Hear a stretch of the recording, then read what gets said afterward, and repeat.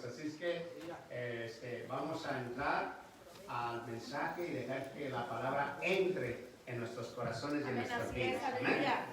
Porque hay hambre de la palabra y el Señor tiene siempre un banquete para deleitar la vida del hombre espiritual y de la mujer espiritual. Amén. Amén, hermanos. Gloria a Dios. ¿No comieron o qué? Ok. Bueno, entonces vamos a entrar y Samuelito, vente, vamos a comenzar, hermano, y aprovechando el tiempo, ¿verdad? Gloria a Dios. Gracias. Okay. ¿Cómo están? ¿Estás rompiendo récord? Está bien. Vamos a orar. Padre, pedimos que tu palabra nos alumbre en esta hora. Nos ponemos, Señor, en tus manos, como hemos estado cantando, incluso como se oró al principio. Sabemos que tú tienes el control de nuestras vidas en el sentido de que nada se escapa de tu voluntad. Pero queremos ser entendidos, Dios, de tu voluntad, de tus tiempos, y participar, Señor, conscientes. Nos ofrecemos, Señor, voluntariamente en esta hora a tu verdad, Dios, a tu espíritu, a tu presencia. Tú estás aquí, Señor. Oh, sí, Señor. Nos ofrecemos, Señor. Oh, yes. Toma nuestra mente, nuestro corazón, trabájalo, háblanos, como los de camino de Maús, Señor. Que nuestro corazón arda mientras tú nos revelas las Escrituras. Y sé exaltado, Dios, en esto, porque mientras incluso escuchamos tu palabra y meditamos en ella, tú eres exaltado, Señor, también. Y tu Padre, así estamos por ti y para ti. Recibe la gloria en el nombre de Jesús. Amén. Amén. Gracias, Señor. Gracias. Bien, entonces el martes estábamos hablando acerca de cómo Jesucristo, en el capítulo 24 y capítulo 25 de Mateo, nos estaba animando como precursores, y estamos viendo cómo en este capítulo 24 y 25 de Mateo el Señor Jesús nos lleva por diferentes etapas y nos enseña cómo Él va a actuar en el final de los tiempos, cómo cuando empieza a hablar de la parábola de este mayordomo fiel y prudente, Él espera que nosotros trabajemos en su obra como parte de la iglesia. Luego en las parábolas del capítulo 25, son 3, nos revela cómo va a ser la resurrección, ¿no? Hablando de 10 vírgenes, donde 5 son prudentes, 5 insensatas. Y luego veíamos cómo el Señor nos anima a entender que Él va a dar recompensas a los que trabajaron estos talentos que Él le da, ¿no? A cada uno, de acuerdo a su capacidad. Y luego al final del capítulo 25 habla de cómo va a comenzar el gobierno de la tierra en el milenio. Entonces veamos cómo Jesús anima a los suyos, a los discípulos, a entender el fin de los tiempos, entender no en el sentido de saber más información o de conocer la información de memoria, sino amar el plan de Dios. Tenemos que pensar que lo que Dios decide hacer es lo justo, es lo más correcto. No hay nada más correcto, sabio, justo, perfecto que pueda existir más que la voluntad de Dios. Entonces el Señor nos está invitando a amar su voluntad. Y entonces nos da promesas, nos da el cómo, el para qué, el cuándo incluso. Y también veíamos, muchas gracias, cómo el Señor nos está llamando. Fiel es Dios, ¿se acuerdan? 1 Corintios 1:9. Fiel es Dios que nos llamó a la comunión con su Hijo Jesucristo, el Señor. Veíamos cómo el Señor nos llamó a la comunión con el Hijo. Pero luego nos explica, según Efesios, que esto es a fin de presentarse a una iglesia pura y sin mancha, ¿de acuerdo? Y luego esto, después de entender que el Señor se está preparando una iglesia, la cual somos nosotros, veíamos entonces que en su fidelidad nos llamó a esto y nos llamó para que pudiéramos reinar con Él, estar listos para su venida.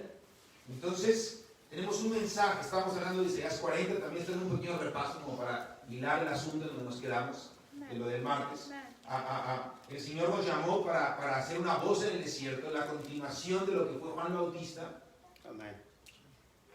Y entender que tenemos un mensaje que aunque el mundo no crea, que aunque los mismos creyentes que a lo mejor están en una etapa carnal o que se quedaron ciegos quizás por la vanagloria de la vida, ¿no? Los deseos de la carne, como dice Primera de Juan, a lo mejor algunos no van a creer, incluso el mundo se va a burlar del mensaje de Cristo. Estamos muy cerca de ver, hermanos, en el mundo entero, que ya hablar ya es una realidad, pero no ha invadido por completo la humanidad. Está muy cerca de que sea en todo el mundo. burlarse del nombre de Jesús e incluso tener a Dios olvidado.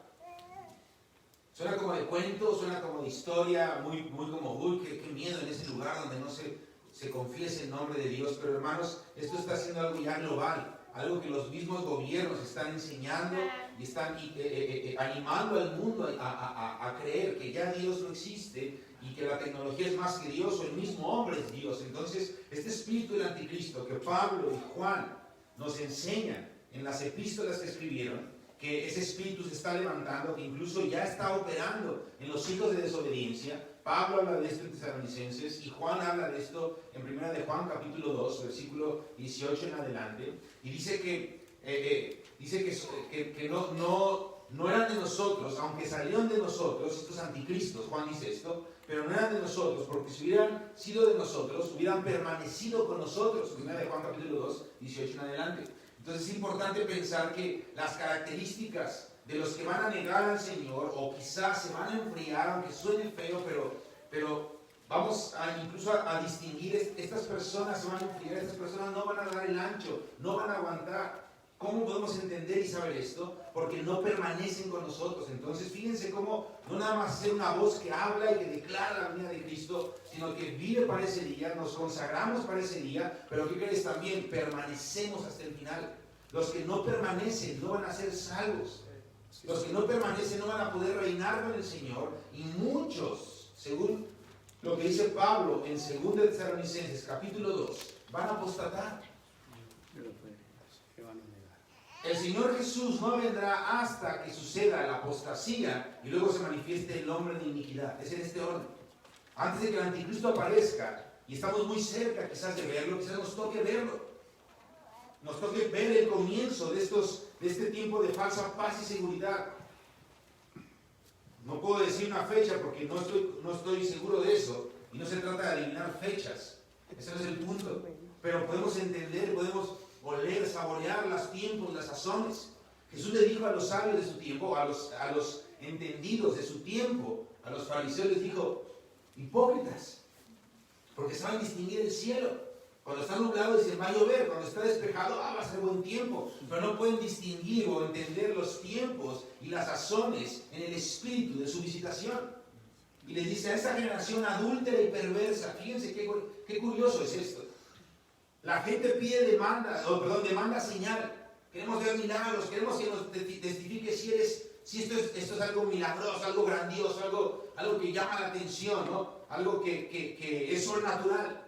Danos señal. Y Jesús dijo: les voy a dar una señal, va a ser la del profeta Jonás. Y la señal del profeta Jonás era bien sencilla: arrepiéntete o Dios te va a destruir, punto. Entonces fíjense, la gente está demandando justicia, la verdad. ¿Cuál es la verdad? Dinos la verdad.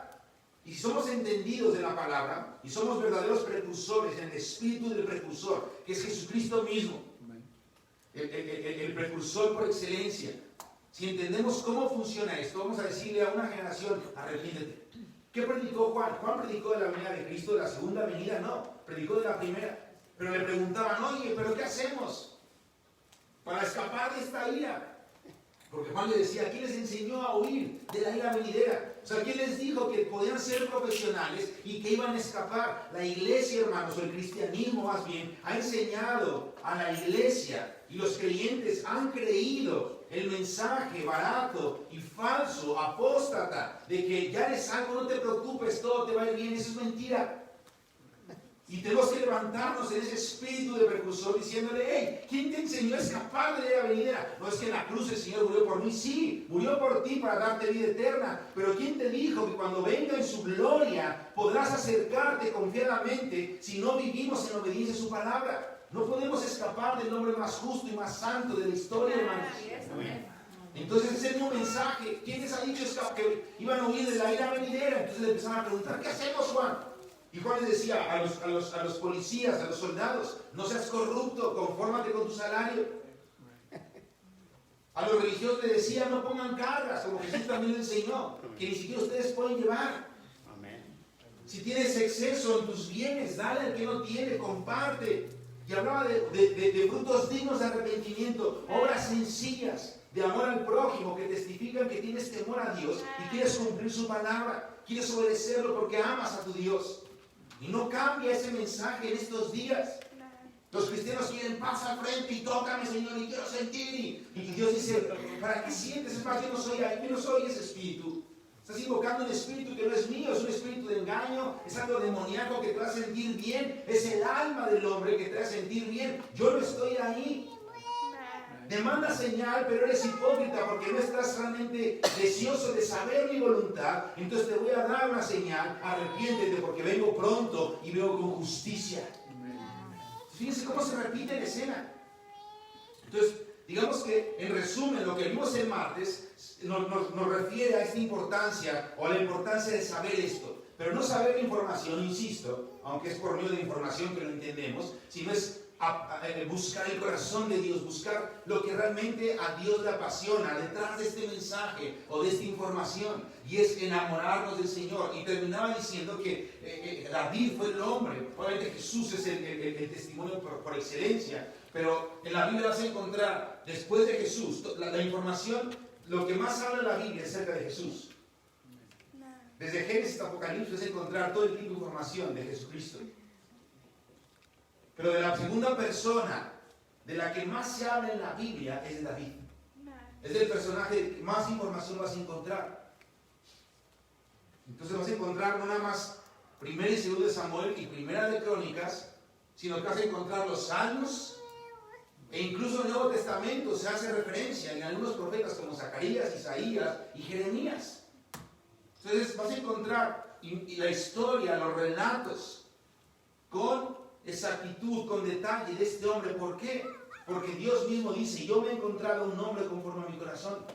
Y analizamos un poco un Salmo 19, para entender cómo David es que entendía, era un teólogo de las emociones de Dios. A David le encantaba saber y conocer y enamorarse de lo que a Dios le gustaba. Y ahí es donde nos quedamos. Entonces, para poder entender el mensaje de un precursor y adoptar el estilo de vida y decir, Señor, yo quiero vivir para esto, tenemos que entender cómo es que Dios se agrada y cómo son el amor de Dios, los afectos de Dios, los deseos de Dios revelados a los hombres. Y David es un ejemplo a seguir. Así que vamos a entrar en detalles. ¿Les parece bien? Ok. Podemos pensar, número uno, que David es un patrón a seguir, un testimonio a seguir. Un testimonio de conducta que para los redimidos en Cristo Jesús es un muy buen ejemplo. A través de la vida de David, Dios pudo revelarnos el impacto que hay cuando los hombres entienden el poder y la preeminencia, el primer lugar del gobierno de Dios en la tierra. David entendió que el gobierno de Dios se debe y quiere y es necesario que se manifieste en la tierra por medio de la adoración y la intercesión. David lo entendió. Entonces, una de las cosas que Dios quiere, por la cual nos creó, es que seamos su imagen y semejanza para gobernar la tierra. Pero no gobernar con nuestras ideas, gobernar de acuerdo a los estatutos de Dios, a su ley, a sus mandamientos. Y esto se desenvuelve y se manifiesta, incluso se hace mucho más fácil cuando hay adoración e intercesión continua en la tierra. David entendió esto. Y si primero Dios, si hay oportunidad, más adelante en este año, por algunas charlas que tuvimos el pastor y yo, ahí estoy orando, hermanos, pero si hay oportunidad de volver para tener algo un poco más intensivo todavía y romper aún más el récord, y más de 2 reuniones. Dios puso en mi corazón muy fuerte hablar de todo esto acerca de David y del tabernáculo de Dios en el cielo, estableciéndose en la tierra.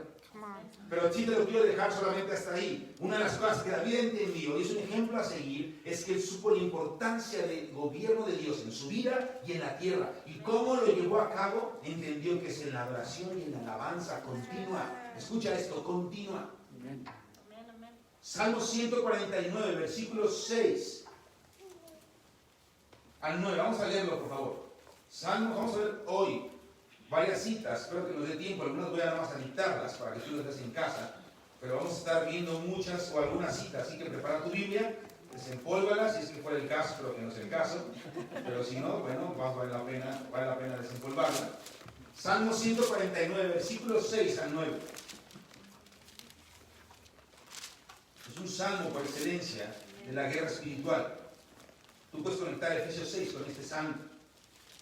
149, versículo 6 Amén. en adelante, dice: exalten a Dios con sus gargantas. Esto habla de cántico. Y espada de dos filos en sus manos. Esta es la palabra que voy a cantar, la palabra. ¿Para qué? Para ejecutar venganza entre las naciones. ¿Quieres que haya una venganza en el sentido de que la gloria y justicia de Dios se manifieste en las naciones? Empecemos a cantar la palabra. Amén. Y también es para castigo entre los pueblos, para aprisionar a sus reyes con grillos y a sus nobles con cadenas de hierro. Y esto habla obviamente de gobernantes en las regiones celestes. Cuando tú y yo adoramos al Señor, las potestades son aprisionadas, no porque les echamos guerra uno a uno, sino porque estamos exaltando al que venció a todos ellos, que es totalmente Dios, totalmente hombre, y cantamos de sus juicios, cantamos de lo que Él va a hacer cuando vuelva, cantamos de lo que hizo en la cruz, cantamos de lo que hizo en el pasado y que es capaz de volverlo a hacer, y declaramos su gloria. La luz esparce las tinieblas, y las tinieblas son echadas fuera, e incluso las potestades, los príncipes, sus nobles, son atados con cadenas de hierro. Cuando tú y yo estamos adorando a Dios como David lo entendió y seguimos el ejemplo de los salmos y de la vida de David, no estamos haciendo guerra al tú por tú, porque la Biblia dice que tenemos que tener entendimiento de las jerarquías, pero cuando exaltamos a Dios, no importa quién sea quién, tenemos un nombre que es sobre todo nombre, y cuando declaramos ese nombre, todo se colapsa y se cuadra al nombre de Cristo. Y entonces la guerra espiritual por excelencia se trata de exaltar al que está en el trono. Amén. Eso es prender la luz. Amén. Aleluya. Gloria a Dios. Entonces fíjense, dice: para ejecutar, versículo 9, en ellos, o sea, en los príncipes, en los nobles, es ejecutar en ellos juicio decretado. Hay un juicio decretado que se ejecuta cuando la alabanza del Señor, dada por la iglesia en la tierra, se levanta. Escucha esto: se establece. Establecer es poner para que se quede ahí como algo decretado. Hermano, Dios quiere, está en su corazón, levantar un lugar de alabanza y adoración continua en esta región, en Idaho. Aleluya. Sí, Y Señor. tú eres parte de eso, tú ya eres parte de eso. Amén.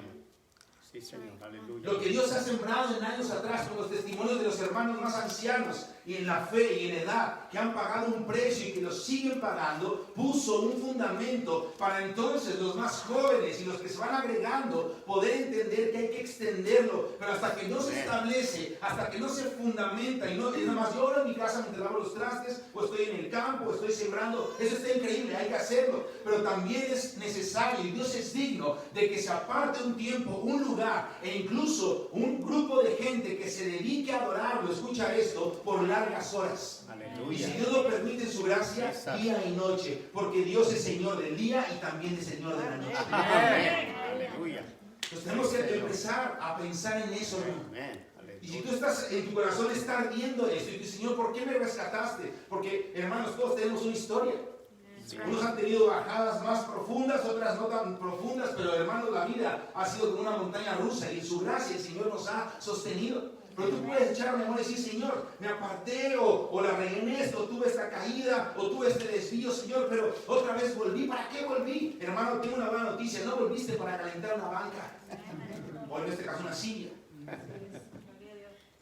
El Señor te volvió porque Él ha puesto en ti la capacidad de extender su reino hasta que Él vuelva. Y si entendemos que somos precursores de un mensaje y que parte de vivir este mensaje es necesario que se establezca un lugar de adoración continua, hermano, no es coincidencia ni casualidad. Dios ha pensado en ti para este tiempo y para que se levante un lugar de adoración y de contemplación continua, porque se tiene que establecer. Gloria a Dios. Aleluya. Y luego al final del 9 dice: gloria será esto para Amén. todos sus santos. Aleluya. Amén. Entonces David nos da un ejemplo a seguir. Es un testimonio, incluso me atrevo a decir, es un patrón de conducta, en donde podemos ver que lo primero que él entendió dentro de estas emociones y deseos de Dios que le reveló Dios a David, él entendió la importancia de su gobierno que se establece en la adoración intercesora en la tierra de manera continua. Fíjate cómo Dios prometió situar o establecer su trono en la alabanza corporativa de la iglesia. de su pueblo. Dios Padre, Jesucristo nos enseñó en Mateo 6, versículo 6, que al Padre le gusta estar en donde, en los secretos, ¿sí o no? Y Él dice que en los secretos, Él ve los secretos, y es en los secretos en donde Él le gusta que lo encontremos. Así que dice que cerrada tu puerta, Mateo 6, 6 en adelante, mas tú cuando ores, entra en tu aposento, ¿sí o no? Ahí lo puedes buscar para corroborar que te estoy diciendo. Mas tú cuando ores, entra en tu aposento y cerrada la puerta, habla de un lugar secreto, busca a tu Padre que está en lo secreto. Y tu Padre que está en lo secreto, que ve en lo secreto, que te encuentra en lo secreto, te recompensará en público. Entonces una cosa es la intimidad que tenemos que buscar todos, y esa es la que nos nutre. Pero no está completo si no buscamos la otra parte, que es donde esa intimidad que nos salva, que nos mantiene animados, porque ahí podemos en lo secreto echarle al Señor todas nuestras cargas. Señor, me caigo esto, no soporto aquello, me siento triste. Y si tú chígale a papá, Él es tu Abba, tu papi. Amén. Ahí nadie te ve. Ahí no se cae que oso ese hermano lloró. No, mira, en el secreto llora. En el secreto, hasta si te echas un berrinche, ese es tu padre. Quizás te dé unas nalgaditas para que se te quite lo privado, ¿no? Y te pasa así como, y tú sigues privado, ¿no? Y luego digo a Santiago cuando está como quejándose, y le digo, ¿quieres unos corazitos? No, papá, digo, déjame, mira, te doy 2 cuerazos, 3 para que tu carne, y ya tu alma se libere, porque tu carne está privada y no deja que tu alma se libere. No, ya, mira, 2, 3 cuerazos, y vas a sentirte libre, es por tu bien. Es más, amo disciplinarte así. Ya luego se ríe, no, papá, digo, no, es en serio. No, ya estoy bien. Digo, bueno, si no viene, mira, 2, 3 nalgadas y te liberas, en serio, es por tu bien. Yo sé que lo entiende. O sea, suena como una disciplina sofisticada, pero es la verdad. Entonces ahí lo secreto, pero dice que te recompensaré en público. ¿En qué público será eso? Que me dará fama y gloria. No, es que cuando tú vayas con los hermanos, estés en público, vas a estar lleno de la vida. Y cuando cantas, cuando adoras, no vienes al Señor nada más como, ¡ay, estoy sufrido! No, hermano, la adoración colectiva no es para estoy sufrido, es para decir, Señor, tengo una carga, tengo un problema, pero como te conozco, estoy lleno de ti, y el Espíritu que te llenó en la intimidad, en público, va a lucir, va a exaltar a Dios, y tu problema, mi problema, queda en segundo plano. Lo primero que se levanta es la exaltación a Dios. Y escucha esto, Hebreos capítulo 2, versículo 10 en adelante, anótalo. Hebreos 2, 10, promete y dice, Jesucristo, lo voy a parafrasear, Jesucristo amó tanto estar en la tierra adorando al Padre, que no se avergüenza de sus hermanos, de llamarse hermano mayor de nosotros. Amén. Y que Él ama y manifiesta su alabanza en la congregación de los santos. Cuando los santos nos juntamos a adorar a Dios, Jesucristo empieza entre nosotros a adorarlo, y es como si Jesús volviera a estar en la tierra adorando al Padre. Aleluya. Y el Padre se goza de su Hijo. Nosotros somos llevados a la presencia de Dios, su gobierno se establece. Amén. Wow. David lo entendió, y lo entendió muchos años atrás. David estaba adelantado en su tiempo. Amén. Wow. Gloria a Cristo. Entonces tenemos que buscar la intimidad y buscar la alabanza colectiva. Fíjate, el Salmo 133, anótalo, habla acerca de la comunión, los hermanos, unos con otros, y dice que ahí envía bendición y vida eterna. Amén. Salmo 133. Así es, amén. Ese es el koinonía de Dios. Un koinonía que habla de una unidad perfecta, del gozo, de la misma fe. Dice que ahí Dios envía bendición y vida eterna. Amén. Pero luego, en Mateo 16, capítulo, en Mateo 18, podemos encontrar que el koinonía que habla el Salmo 133, Jesús lo extiende y dice, no nada más envió bendición y vida eterna, sino que en Mateo capítulo 16 y capítulo 18 Jesús revela, esa koinonía es la eclesía. La palabra en griego es eclesía. Escucha bien esto, te voy a dar un cachito de historia. La palabra iglesia fue puesta cuando estaba traduciendo, ¿no? La versión King James. Y el rey en función entendió, cuando recibe la traducción en inglés, y ve que la palabra, cada vez que aparece iglesia en tu Biblia, solamente en 2 ocasiones es iglesia, refiriéndose a un lugar, como de un auditorio o de un templo físico. Solamente 2 veces en toda la Biblia. Todas las demás veces que encuentres iglesia en tu Biblia, la palabra original era eclesía. Cuando este rey lee la traducción al inglés y se da cuenta que decía eclesía es una palabra griega con doble K y significa esto: asamblea o junta de gobierno en la tierra. Y los griegos tenían toda su situación de demócrata, ¿no? Y republicana, ¿no?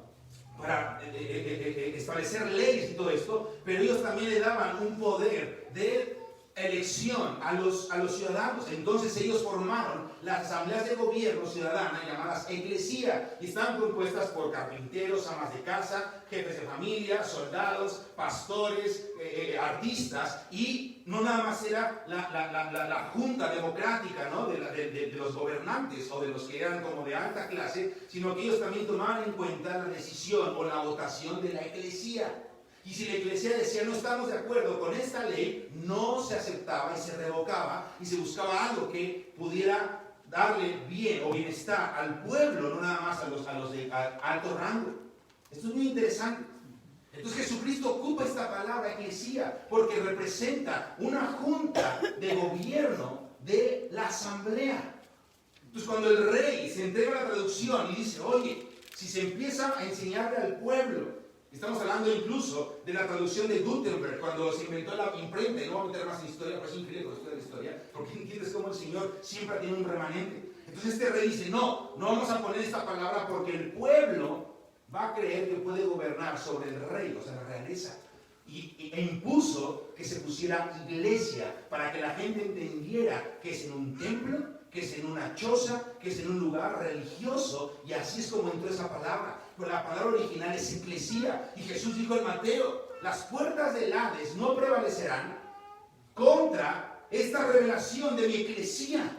Cuando la asamblea de gobierno, que es mi iglesia, está junta, según el Salmo 133, y hay coinonía, yo envío bendición y vida eterna, pero en lo que ellos están adorándome, ni siquiera el Hades puede prevalecer, porque lo que ellos decretan en la tierra es lo que yo decreto en el cielo. ¿Y qué creen? Yo gobierno en la tierra cuando mi iglesia canta mi verdad. Aleluya. Gloria a Dios. Aleluya. Somos su gobierno, hermanos. Pero yo nada más sé coser y tejer, hermano, es su gobierno. Pero yo soy esposo o esposa y trabajo en una fábrica o en el campo, o soy ingeniero, hermano, pero crees en Cristo, declara su palabra, sí, te juntas con los hermanos, sí, tú eres un gobernante celestial en la tierra. Gloria a Dios. Aleluya. Y ni las puertas del Hades pueden contra la declaración de la iglesia. Aleluya, Señor. Y dice que Jesucristo dijo, yo edifico a mi iglesia, yo edifico a la eclesía. Aleluya. Fíjense qué interesante, la Biblia entendió todo esto. Ahora fíjense lo que dice el Salmo 22, así vamos a leerlo. Salmo 22, versículo 3. Dice así, pero tú eres santo.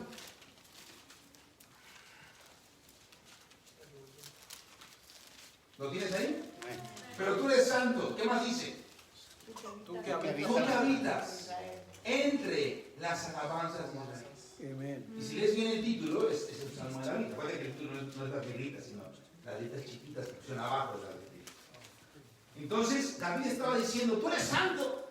Ahora, ¿qué pasa con Isaías? Vio que las columnas del templo empezaron a temblar porque las faldas de Dios cubrieron el templo. Y empezó a ver querubines que decían, santo, santo, santo, la tierra está llena de la gloria del Señor, ¿te acuerdas? Y que tembló en los días del rey, del rey Usías. Sí. Que Isaías ve esto y dice, ay de mí, ¿no? Que soy hombre inmundo de labios, y habito en un pueblo que es inmundo de labios. ¿Te acuerdas de esa escena en Isaías? Pero años atrás, David dice, tú eres santo. O sea, David no decía, ay de mí que soy pecador. Él estaba tan familiarizado con su gloria, su tabernáculo, su presencia, que él decía, sí, yo sé, tú eres santo. Y a pesar de que eres santo, tú habitas en las alabanzas de Israel. Amén. ¿Qué vio David que Isaías no pudo ver o que tuvo que decir, ay de mí? Pero David dijo, yo estoy familiarizado, yo entro, yo salgo de su presencia. Pero David, ¿qué era? ¿Era un hombre pecador igual que Isaías? Sí. Pero ¿por qué David podía hacer esto? Porque David entendía que Dios se goza cuando su pueblo está entregado a la obediencia a Él y que se dedica a contemplarlo y a darle loor a Él. Aleluya. Vive tu nombre, Señor. Entonces fíjense qué interesante. Ahora la traducción original dice así, ¿ok? De hecho, creo que es la New King James, si no me equivoco. Ella lo toma muy más cercano al original. Dice, pero tú eres santo, tú que manifiestas o que das a conocer, revelas tu vida en medio de las alabanzas de Israel. ¿Queremos conocer la vida de Dios? Sí, necesitamos la intimidad para ser llenos. Pero queremos que esa vida se dé a conocer, incluso frente a los principados y potestades, caminemos como iglesia, su eclesía, y decretemos las leyes de gobierno del cielo, cantando y declarando su palabra e intercediendo a favor de la voluntad de Dios sobre la iglesia. ¿Vamos bien, hermanos? Amén. Esto es parte del atractivo que David tenía y entendió, y que Dios era como, wow, me encanta este hombre porque es conforme a mi corazón. Vamos a desarrollar un poco más acerca de esto. David desarrolló incluso un estilo de vida, de adoración, basada en la palabra de Dios. David recibía obviamente sabiduría e incluso era un vidente, veía cosas, profetizaba porque entendía cosas. Vi a mi Señor sentado a la diestra de mi Señor, o mi Señor le dijo a mi Señor. David tenía momentos donde podía ver cosas, y él escribía los salmos, y eran cosas proféticas, pero también David cantaba y escribía basado en la ley de Dios, Salmo 1 por excelencia. Sino que en la ley de Jehová está su delicia, ¿sí o no? Y en ella medita de día y de noche, será como árbol plantado. Y tú puedes preguntarte, ¿cuál ley era la delicia? A lo mejor en las bienaventuranzas, que son muy padres de repetir y de memorizar, ¿no? Mateo 5, versículo 3 al 13. Y David nos puede contestar, no, yo no sé qué es una bienaventuranza. A lo mejor es Juan, capítulo 17, relación sacerdotal de Jesucristo, ¿no? O Apocalipsis 4 y 5, donde se revela la oración celestial, y David hubiera dicho, no sé de qué hablas. Entonces, ¿cuál es la delicia de la ley? Génesis, Éxodo, Levítico, Número, Deuteronomio, Jueces. Dices, ¿eso es lo que te gusta? Sí, yo siempre me lo brinco cuando me toca leer la Biblia, ¿no? Y David dice, ¿te lo brincas? Ahí está mi delicia. ¿Te das cuenta? Tenemos más que David ahora. Porque ahora tenemos Samuel, Reyes, Crónicas, bueno, Crónicas, Reyes, ¿no? Tenemos Proverbios, ¿no? Tenemos los Salmos. Tenemos los profetas después de David, tenemos el libro de Daniel, tenemos los evangelios, tenemos las epístolas, tenemos el Apocalipsis. No es de que ya no leo Génesis porque me aburro, pero ya mejor voy a leer Proverbios, no. David se deleitaba y escribía, ahí está su delicia, en estos primeros 5 libros, incluyendo el de Jueces. Aleluya. Entonces, si él se deleitaba en esos libros, ¿cuánto más nosotros que tenemos toda la Biblia completa y el plan de Dios totalmente desarrollado? Es más, Cristo ya vino y murió y resucitó. Tenemos mucho más de lo que él tenía. Entonces, fíjense, David decía, hay que desarrollar un estilo de vida en donde adoramos al Señor con la Biblia, con su ley, con su palabra. Aleluya. Porque David entendió que Dios ama, escucha esto, Dios ama, le fascina, le encanta morar en eso.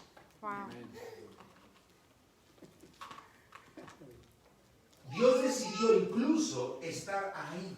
Y Él lo prometió, Él no puede negar su palabra. Pero no más lo cumple porque lo prometió. Tiene una deuda con el hombre, tengo que morar donde cantan. Ay, pero cantan bien desentonado. Bueno, ahí voy. Aquí estoy, ya cumplí. Ay, se echó media hora más de alabanza. Yo no voy, no. ¿Me explico? No lo hace por compromiso. Él lo hace porque sigue su palabra. Pero también lo hace porque Él ama estar ahí. Aleluya. Ay, pero ese hermano canta desentonado y se echó 5 horas más. Y yo dice, me encanta. Pero ahora están todos tirados en el piso llorando y no se entiende. Es que estoy tocándolos y me encanta. Oye, están dance, me fascina. Oye, pero ya repitieron ese canto, aleluya, como por 1 hora. Que sigan, porque en el cielo no paran.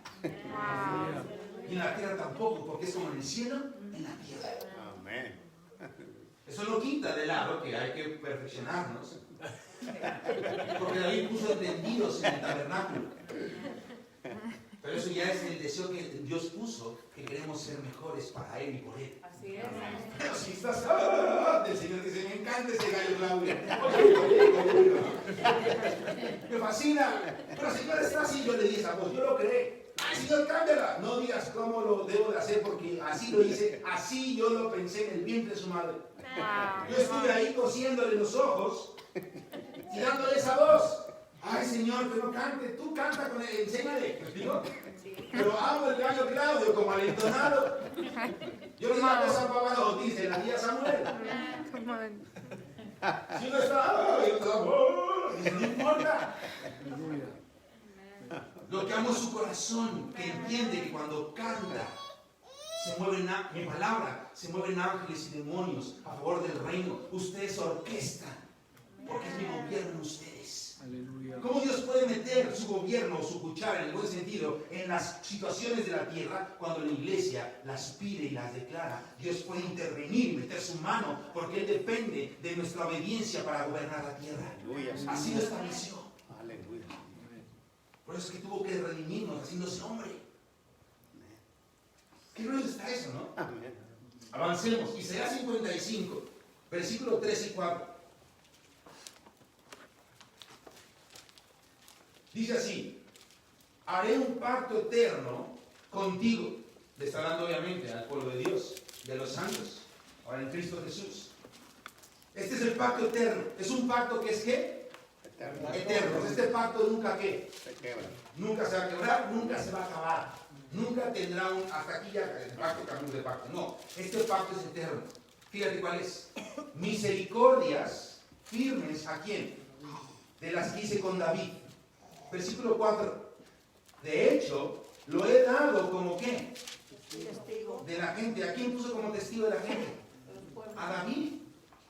Un líder, un comandante, un testimonio, en otras palabras, para la gente, para los pueblos. Entonces el Señor promete hacer un pacto o de un pacto eterno con nosotros. ¿Cuál es? Que lo mismo que tuvo para con David, que incluso lo puso como ejemplo a los pueblos, porque el gobierno de David, su reinado fue tan poderoso que incluso testificó a muchos pueblos quién era el verdadero Dios en la tierra. No ha habido un momento en la historia como en el tiempo en que David gobernó en la tierra a Israel. Escucha lo que estoy diciendo.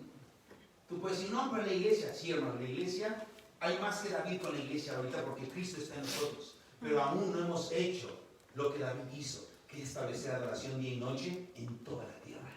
Wow. Pero el Espíritu lo está orquestando y lo va a llevar a cabo, porque al final el Espíritu y la novia claman, ven, ¿en dónde? ¿En Jerusalén? No. ¿En Idaho? No. ¿En Cuernavaca? No. En toda la tierra. Yes, come on. ¿No te emociona poder ser alguien que comienza a vivir en tu región eso que Dios ya está despertando en muchas partes del mundo y que es lo que va a despertar al final en toda la tierra?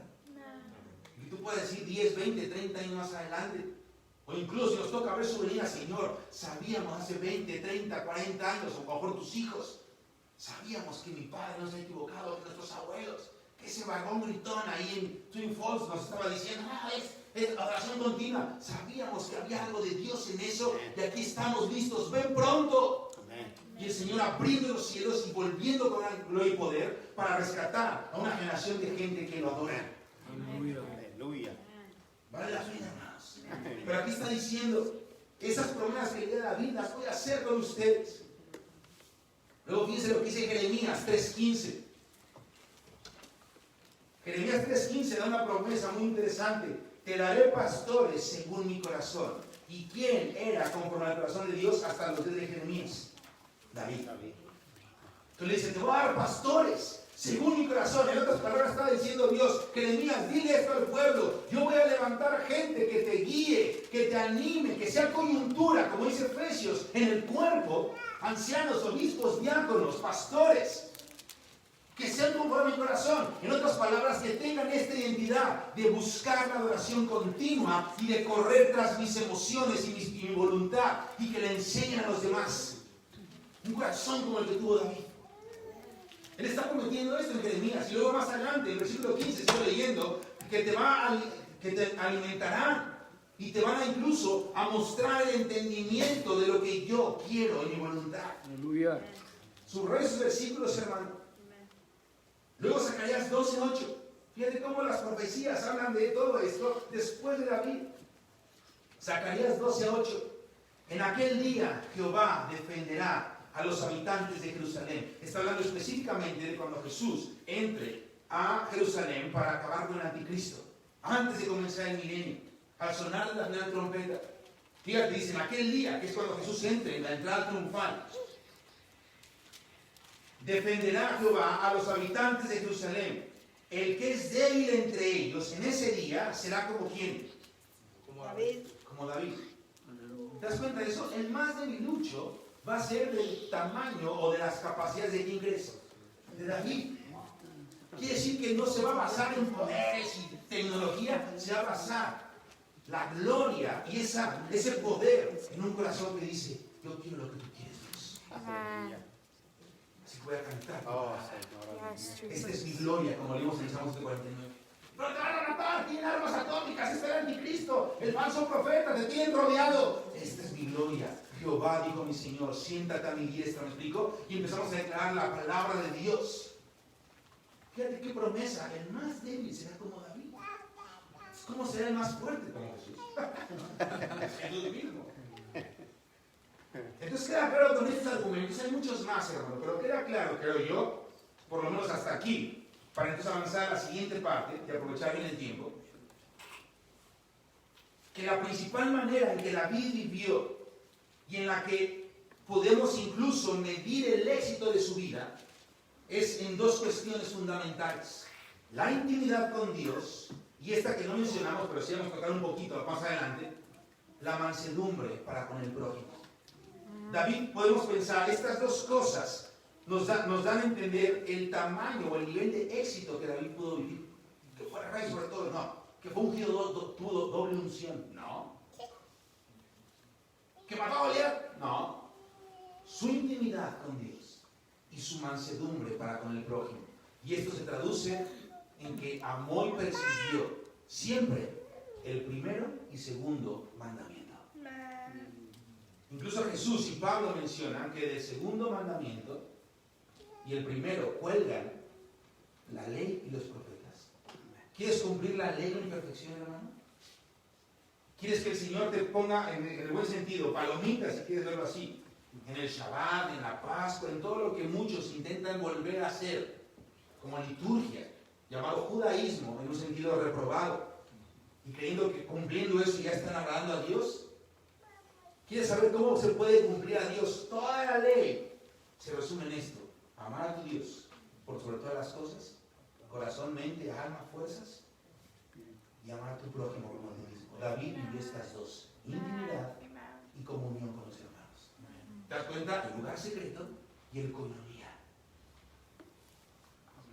Entonces David, si tú y yo pensamos, Señor, ¿cómo puedo ser exitoso en esta vida? Alcanzando las riquezas, un mejor sueldo, que me traten como otra persona, con mucha estima, que tenga gente que me sirva, porque ya logré estar llegué al clímax. No, el más grande en mi reino tiene que hacerse el más pequeño entre ustedes. ¿Cómo puedo ser el más pequeño entre ustedes? Bueno, primero tienes que aprender a amarme. ¿Y cómo te puedo amar si no entiendo tu amor? Déjate amar por mí primero, porque yo te amé a ti primero. Hasta que tú y yo no nos sentimos amados por Dios, vamos a poder entonces amar al prójimo. Y eso es lo que vamos a tratar de desarrollar ahorita. Y en segundo lugar, servir a los demás, porque cuando nos sentimos amados, reaccionamos como amantes y con misericordia, mansedumbre. Porque sabemos que si Él me amó siendo lo que soy, como yo no puedo o no podría amar a otro hermano siendo igual que yo, imperfecto. ¿Cómo puedes tú, hermano, experimentar el amor de un Dios perfecto y santo, totalmente apartado de la maldad, que no tiene ninguna mancha en la oscuridad? ¿Cómo podemos experimentar ese amor que Él nos ha dado a nosotros sin merecerlo? De esta manera, amando al prójimo que tampoco lo merece. Ahí vas a sentir, wow, esto siente Dios cuando me perdona, cuando perdonas al prójimo. Wow, esto siente Dios cuando dice, todo lo creo, no busco lo mío propio,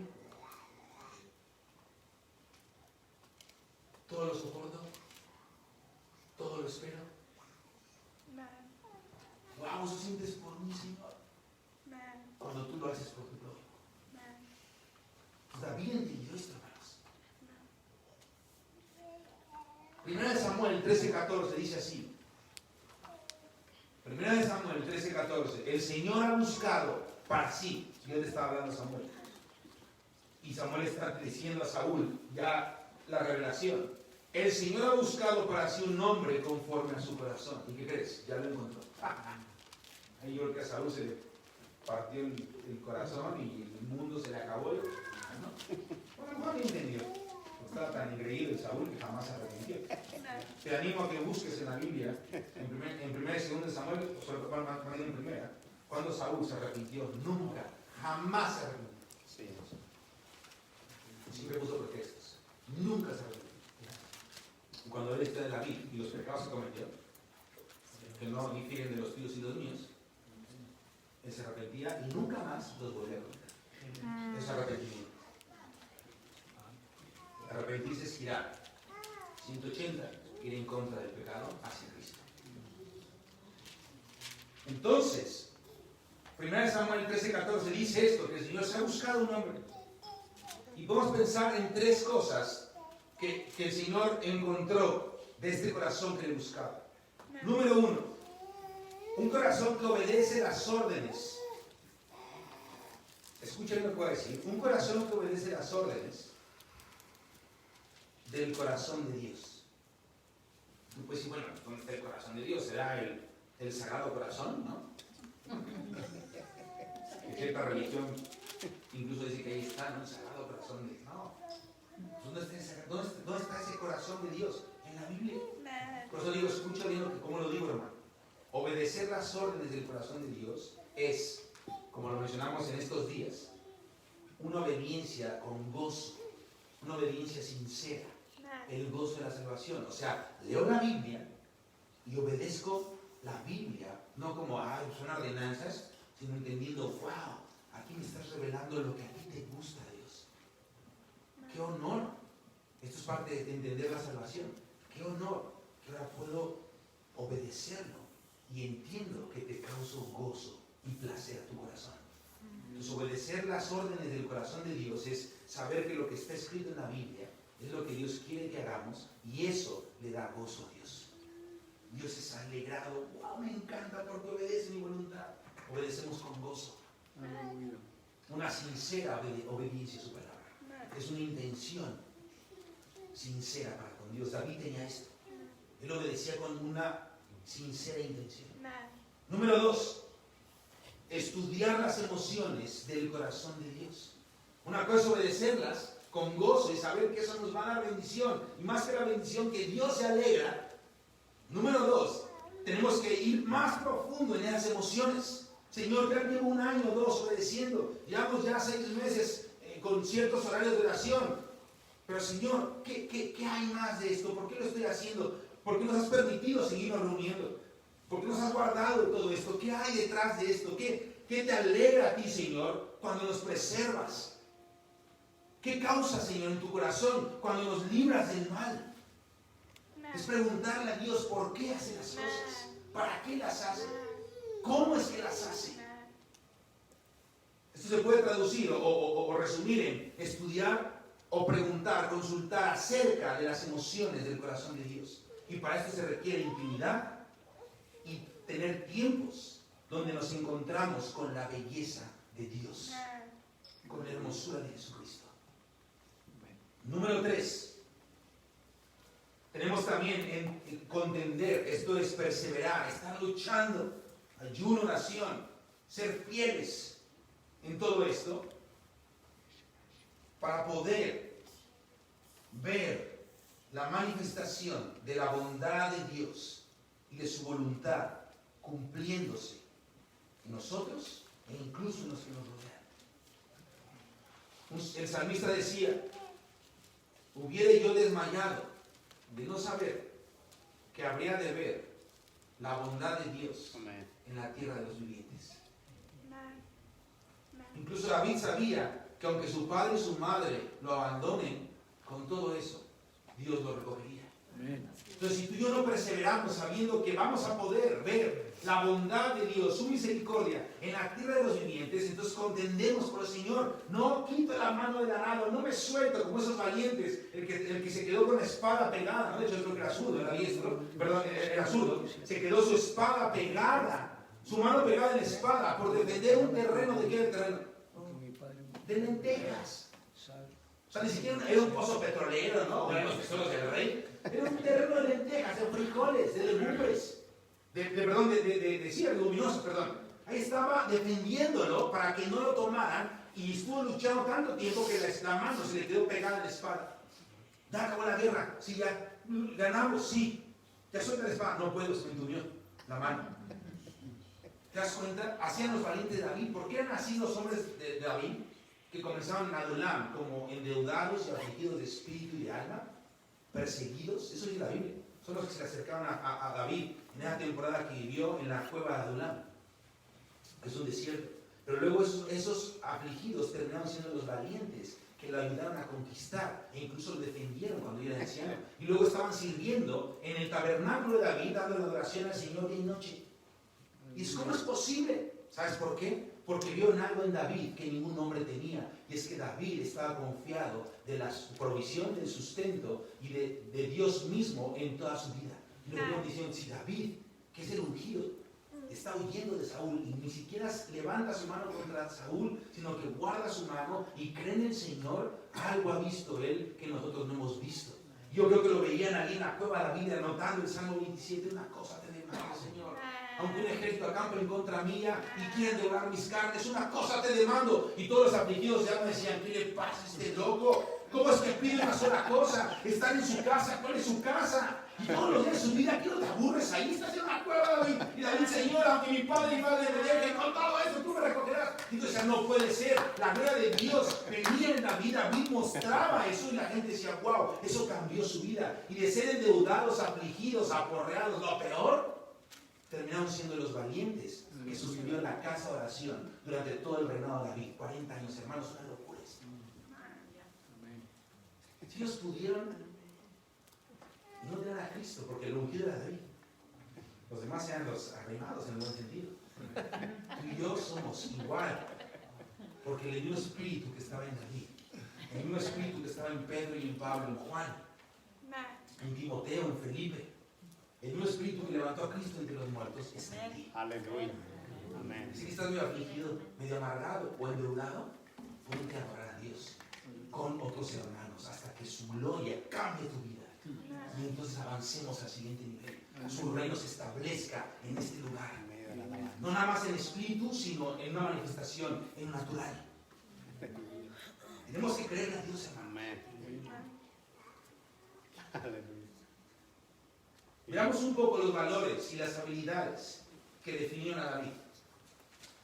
Acuérdate que podemos destacar dos como fundamentales, el primero y el segundo mandamiento: la devoción e intimidad con Dios y la mansedumbre hacia con el prójimo.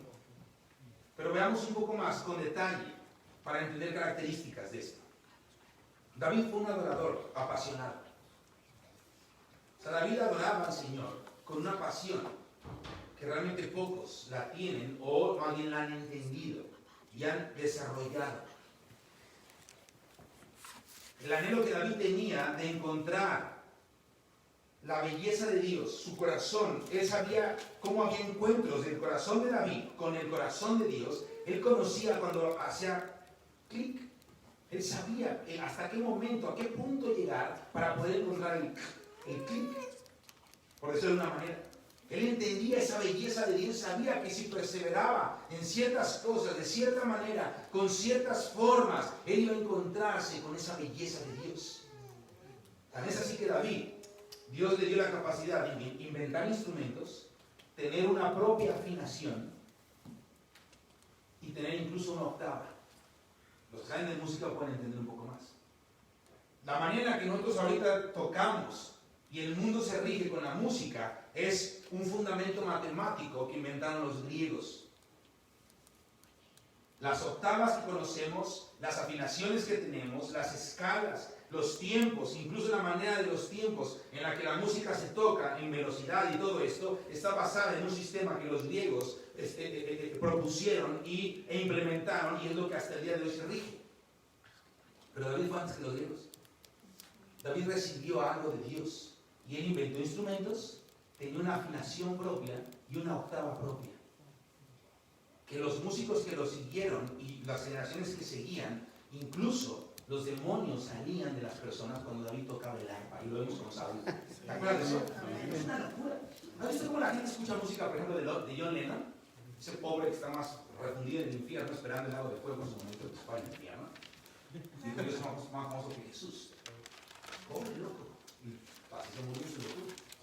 Un hijo del diablo. Espero que no me mencionen menos, están todos serios. No, ni yo. Y todavía no puedo trabajar. Entonces casi como, ay, no, a millones, no, ese dijo que era más famoso que Jesús. Loco. ¿No se han visto videos? A lo mejor a mí le tocó irnos, pero que no, pero no, la gente se ve como loca a sus conciertos. Las mujeres se desmayaban. ¿No has visto los videos de eso? Es una locura.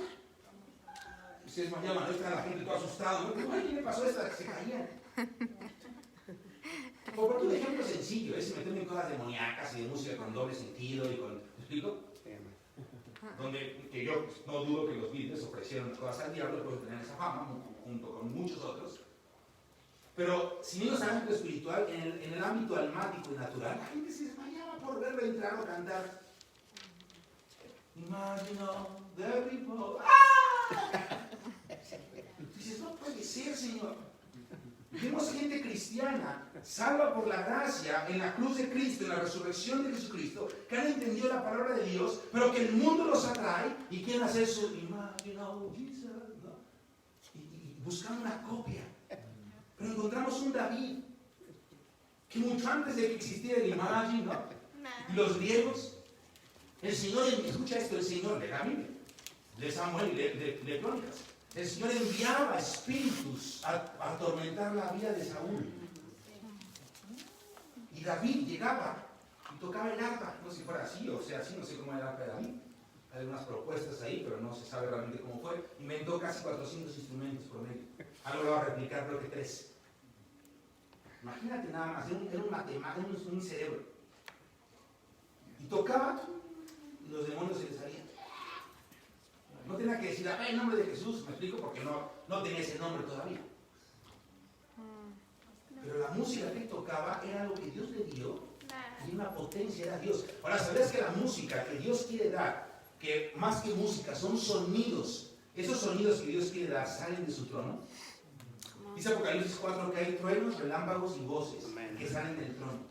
Pero solamente los que entran por esa puerta, que es Cristo, y permanecen ahí con manos limpias y corazón puro, Salmo 24, ¿quién subirá al monte del Señor? ¿Y quién permanecerá ahí? El limpio de manos y el puro de corazón. Solamente los que pagan el precio, estando ahí, escuchan esos truenos, relámpagos y voces, y los traducen, no nomás en estilo de vida de la obediencia, sino en cánticos de la palabra y sonidos, hermano. Dios prometió dar sonidos que ni siquiera los Beatles van a poder imitar, y son sonidos que van a liberar a la gente. Cánticos de libertad. Aleluya. Ningún griego, ni Mozart, ni Beethoven, músicos o jóvenes, nos pueden imponer cómo se toca un instrumento. Es el Espíritu de Dios que muere en nosotros, que va a dar la verdadera música y los sonidos que traen la potencia del cielo, del trono de Dios a la tierra. Tenemos que contender por eso, hermanos. Aleluya. No es que quiero copiar el solo de este grupo y le pongo un salmo. ¡No! Una vez fuimos a un rancho ahí en San Luis Potosí, donde hay misiones, y estamos escuchando la música, y eso que estás como de fondo, y de repente te cae el 20 que estás oyendo, y dices, eso es canción de los Beatles, para variar.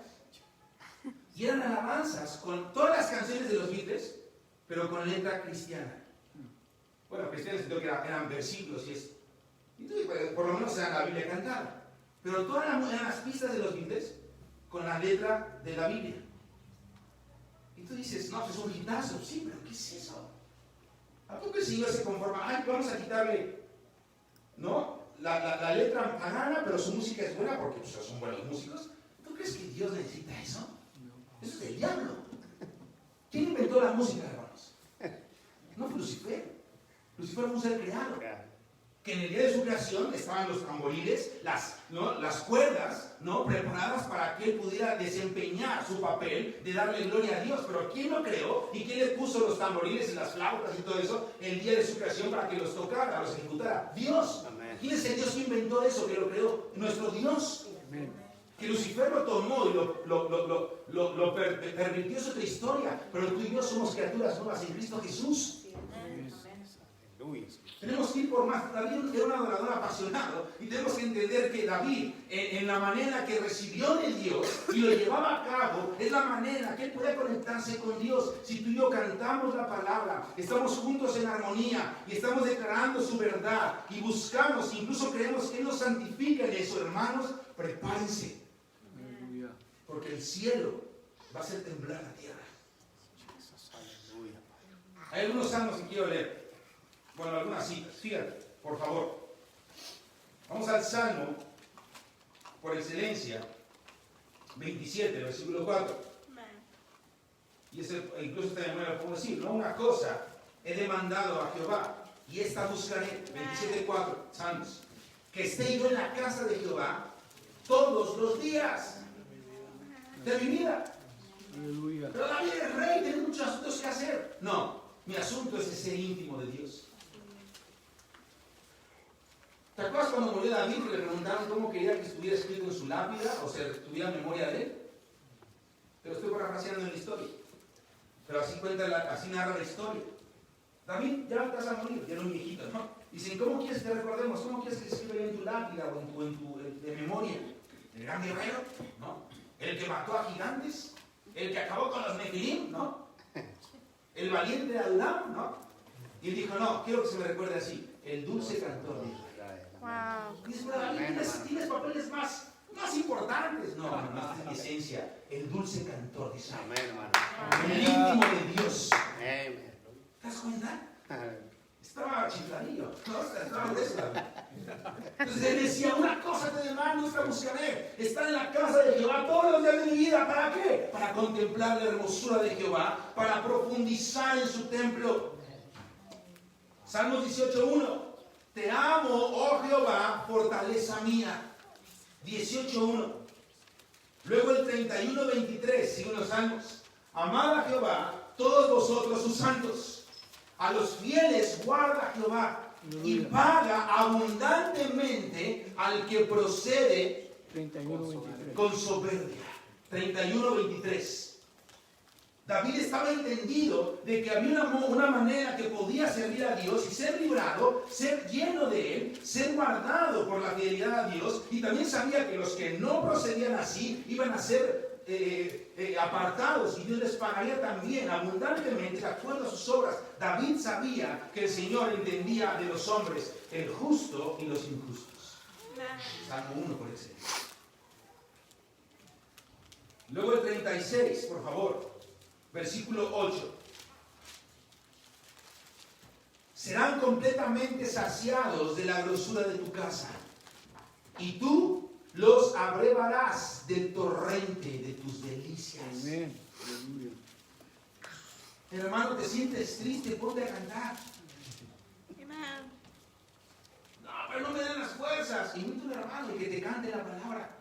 Que me la canta a mí, pero los salmos son para cantar al Señor y para cantar a los hermanos, ¿sabes? ¿Quieres ser lleno del Espíritu de Dios? ¿Quieres que el Espíritu de Dios empiece a rebosar? Declara la palabra. Pero si estás en una situación en la que no puedes o la declaras, pero no, tu mente te juega chueco, pide a un hermano que te cante la palabra. Que la cante sobre ti, la declare. Y vas a ser lleno del Espíritu. Te lo voy a mostrar ahorita con la Biblia. Vamos rápidamente. Vive Dios. Vamos a Sofonías.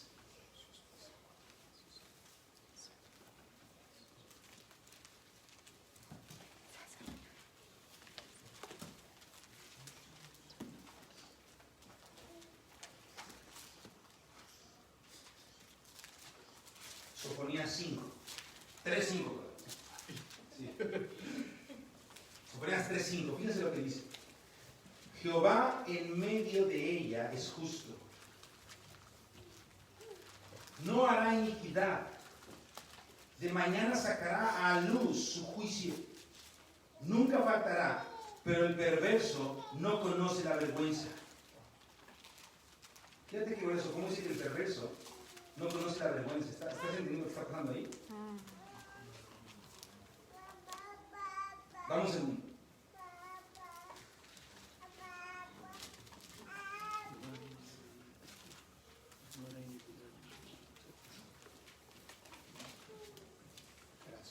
Fíjate lo que dice el 17. Jehová está, ¿dónde? En medio. ¿De quién? De tipo poderoso. De ti. De tipo ¡Poderoso! Amén. Él salvará. Y luego fíjate lo que dice. Se gozará sobre ti ¿con qué? Con alegría. Luego dice que va a ¿qué? A callar de amor. Es como así, mira, como que te está viendo y oh, está increíble. Aleluya. Callará de amor. Y luego se regocijará sobre quién? Sobre nosotros. ¿Con qué? Con cánticos. ¿Quién es el primero en cantarnos? Aleluya. ¿Quién es el primero en cantarnos? Aleluya. Jehová, ¿sí o no? Dios. Imagínate que estás adorando al Señor y está en medio de ti. Esto conéctalo con Hebreos 2, versículo 10 en adelante. Está en medio de ti. Dice que Él está en medio de ti y que Él salvará. Imagínate que hay, porque así siempre está la situación espiritual, ¿no? 2, 3 demonios y Él nos va buscando hacernos caer. Esperando que nuestra concupiscencia nos empiece a tentar. Y ahí está el espíritu de pornografía, yo no sé por poner un nombre, yo no sé si llame, ¿no? O se llame Tete o Tití o Tutú, ¿no? Algunos dicen sus nombres y qué horror, pero ahí está, ¿no? Y tu mente empieza a jugarte chueco, ¡pum! De tu concupiscencia o de la mía, ¿no? Viene una idea, fumar, voltear a ver algo que no debes de ver, decir una blasfemia, empezar a quejarte en tu mente, incluso a cuestionar si existe Dios, ¿no? Porque todo eso es pecado. Es una concupiscencia, la cual, de acuerdo a ella, somos tentados. Se empieza ahí, y ahí están los demonios, ahí está alguna potestad. Y está esperando a que de la mente aceptemos y digamos, bueno, lo podemos empezar a cuestionar, a pensar y baja el corazón. Y de ahí sea más difícil sacarlo. Y luego se vuelve en un hecho, en una acción de pecado, es muerte. Ahí están los demonios buscando, ¿no? Cuando lo empiezas a pensar, ¡pum! Se agarra uno, de repente sientes una opresión, pero tu carne dice, estoy más libre para hacerlo. Y tu alma empieza a decir, ay no, carne, espíritu, ¿qué hacemos? Y tu espíritu está como, sí, no. Y está ayudando a tu alma está entre la carne y el espíritu. Pero empiezas a cantar con tu hermano, Jehová está en medio de mí.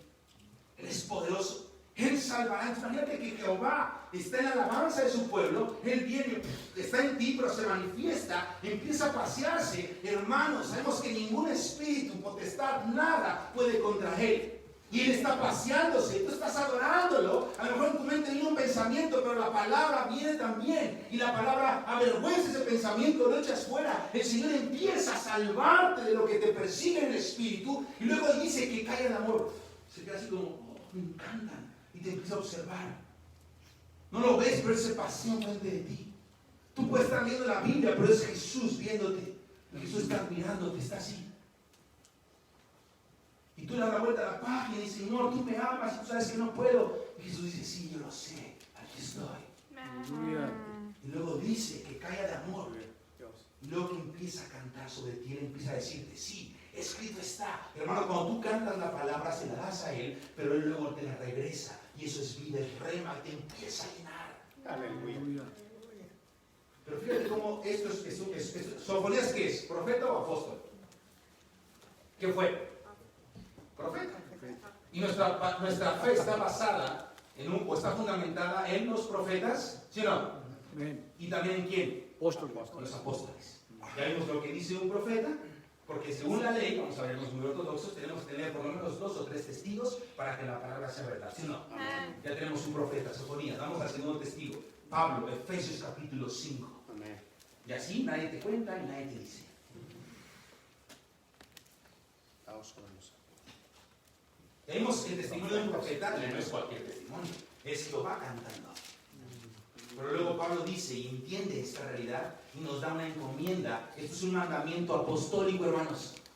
A veces nos andamos peleando por bobada y media, que ni siquiera es fundamento, sino es torpeza, y olvidamos los fundamentos reales que nos llevan a la vida próspera en el Espíritu. Y ahí te va. Si Dios canta, ¿cuánto más nosotros que somos su creación? Efesios 5. Por tanto, versículo 17.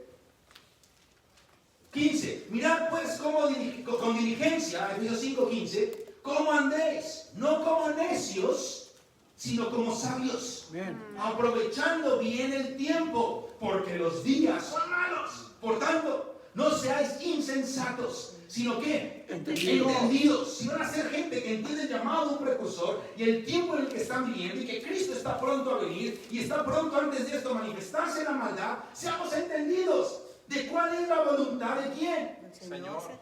Un hombre conforme al corazón de Dios, hermano, es entendido de la voluntad de Dios. Y Pablo está mandando esto de parte del Espíritu Santo. Sean entendidos, hermanos, de la voluntad de Dios. Aleluya. Y acuérdate que fiel es Dios que nos llamó a la comunión con el Hijo. ¿Te acuerdas? Es parte de su voluntad. No os embriaguéis con vino, en lo cual hay disolución. Doctrinas, ideas, razones. Es que yo creo, yo soñé, yo pienso, es que Dios me habló. Está en la palabra. No, pero lo soñé. Entonces, hermanos, un sueño pozolero, un sueño de pizza. A lo mejor se te excedieron las pizzas la noche anterior y soñaste cosas. Ay, Dios me habló. No, hermano. ¿Está en la Biblia? No. Entonces hazlo a un lado. Ay, no, entonces ese hermano me quiere, ya me voy. Y nos dividimos, nos embriagamos. Hay disoluciones que él se pone así, yo me pongo acá, no quiere conmigo, yo con él. ¿Te explico? ¿Qué es eso? Pablo dice, no se embriaguen. Sean sobrios. Aleluya. No se embriaguéis con vino, en el cual hay disolución. Antes, dice que Bien. sed llenos del Espíritu. ¿Y cómo está Espíritu en tu Biblia? ¿Con minúscula o mayúscula? Mayúscula. Entonces está hablando del Espíritu de quién? De Dios. ¿Ese Espíritu dónde mora? En nosotros. Amén. Ya lo tenemos. ¿Cómo me lleno? ¿Cómo me lleno? ¿Cómo me llenas tú del Espíritu que ya está en mí, que está en ti? ¿Cómo nos llenamos? Ahí te va. Coma. Versículo 19. Hablando entre vosotros. ¿Con qué? Salmos. Con himnos y... Cantos. O sea, cantémonos la Biblia, cantémonos los salmos. Si es para gloria a Dios, pero cuando hay problemas, estamos en la adoración, también acá un hermano, y así háganlo, hermanos, y se los encomiendo, los traen en alabanza en el nombre del Señor. No porque lo dijo Pablo, y es un fundamento apostólico. Bien. Tomen tiempo en la alabanza, así como lo han hecho, que lo he oído, y eso la verdad, le doy gracias a Dios porque existe gente que lo busque y lo haga. Cuando alguien aquí te esté diciendo, el pastor, el hermano de la alabanza, hermano de tu boca y adora al Señor, suéltate, y empieza a declarar quién es Él. Pero también busquen tiempos, ahora agarra a tu hermano, a tu esposa, a tu esposo, no, hombre con hombre, mujer con mujer, júntense y empiecen a declararse y digan un versículo. Cándaselo. Y empieza a decirle, hermano, ahí te va, Jehová está en medio de ti, poderoso. Mi Señor dijo a mi Señor, siéntate a mi diestra, ¿me explico? No estamos adorando al hermano, le estamos declarando lo que el Señor dice. Es como si Jesús, según Sofonías, nos está cantando. Pero ¿cómo voy a amar al Dios que no veo si no amo al hermano que veo? ¿Cómo voy a saber si Dios me canta si ni siquiera un hermanito me canta? Es el nuevo principio de 1 de Juan. Entonces Jesús canta, pero no lo siento. Entonces dile a tu hermano que te cante, porque Dios está en tu hermano. Aleluya. Quiero ser lleno del Espíritu. Cántele. Me da pena, pues recíteselo. Y si hay buena música de fondo, como aquí lo hay, entónate. ¡Oh! Y sale el gallo Claudio y dice, gracias Señor, porque el gallo Claudio también me canta. Digo. Los que no conocieron con esa, al de Box Bunny, ¿no? Ok, fíjense. Hablando entre vosotros con salmos, con himnos y cánticos espirituales, cantando y alabando al Señor en nombre. Nuestros En vuestro corazones. Tú corazón. sigues adorando al Señor en tu corazón, tú eres digno, tú eres santo, pero en el ejercicio del natural le estás cantando a tu hermano. David entendía esto. Por eso puso por familias adorar al Señor de 2 en 2 horas, día y noche, de acuerdo a las familias, en orden, y los ponía a cantar en el tabernáculo y a declarar la palabra sobre el pueblo. Aleluya. Y era la ley. La cosa estaba pesada. A ver, cántales Éxodo. Si supiéramos hebreo o arameo lo entenderíamos, porque es una lengua que se canta. La están leyendo, pero parece que están cantando. No sé, estoy inventando. Entonces era fácil recitar, ¿no? Vamos a recitar Éxodo, ¿no? Deuteronomio 30. ¿No? ¿No? Ahí medio árabe la cosa, o medio hebrea, ¿no? Entonces, siguen siendo este es aún, ¿no? De Ismael. Entonces, hay que presente siempre en la escena.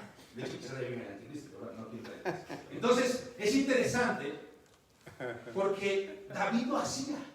El pueblo estaba lleno del Espíritu. Dios estaba recibiendo la gloria y manifestaba su presencia. Vamos a avanzar con otros puntos para que el tiempo nos alcance. ¿Vamos bien? ¿Cómo están? ¿Sí? A lo mejor de emoción. Ahí tengo otros salmos, nada más anótalo, el 19, el 36 y el 145, sobre este punto de adoración apasionada. Un adorador, perdón, apasionado. Salmo 19, 36, 145, 31, 23, 36, 8, etcétera, etcétera. Hay varios, tú puedes buscarlo incluso con una concordancia, ¿no? Con referencias. 19, 36 y 145. Otro punto importante. David tenía confianza en la misericordia de Dios. Salmo 13, 5 y 18, 19. Vamos a leerlo rápidamente. Salmo, ¿cómo estás? 13, 5, dije. Sí. Aquí está, 13, 5. Dice, mas yo en tu misericordia he confiado. Mi corazón se alegrará ¿en qué? Salvación. En tu salvación. Obviamente este es un versículo de cientos que vamos a encontrar acerca de esto. Pero David estaba confiado en la misericordia de Dios. Tenemos que tener cuidado, hermanos, de estar confiados en la misericordia de Dios aquí, en donde lo entiendo, lo sé, lo declaro, pero a la hora de la hora me siento abandonado y como que no sé en dónde estoy. No, hermano, tenemos que confiar a tal grado que en medio de la prueba, sí duele, me preocupa en mi carne, pero Señor, tú me vas a librar. Mi corazón se alegra en tu salvación. A lo mejor no se levanta de la cama, hermano. Ok. Pero el que ha creído en Jesús, aunque esté muerto, vivirá. Aleluya. Jesús trae mi vida, ¿no? Y a lo mejor y tenemos que hacer fiesta. Partió con el Señor. Ya descansó. Pero sus obras hablarán de él aún estando muerto. Así es. Como dice Apocalipsis. Amén. Acerca de los santos.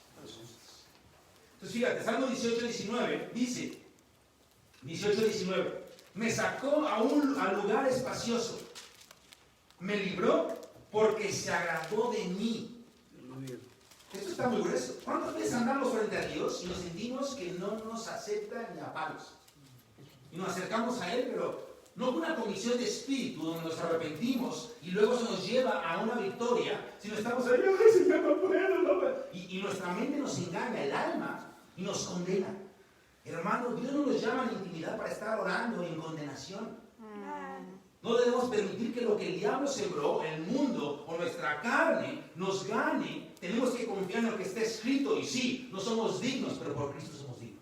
Aleluya. Tú te acercas vestido del Cordero y el Padre te acepta porque te acepta. ¿Sabes por qué? Amén. Porque no eres tú, es Cristo. Amén.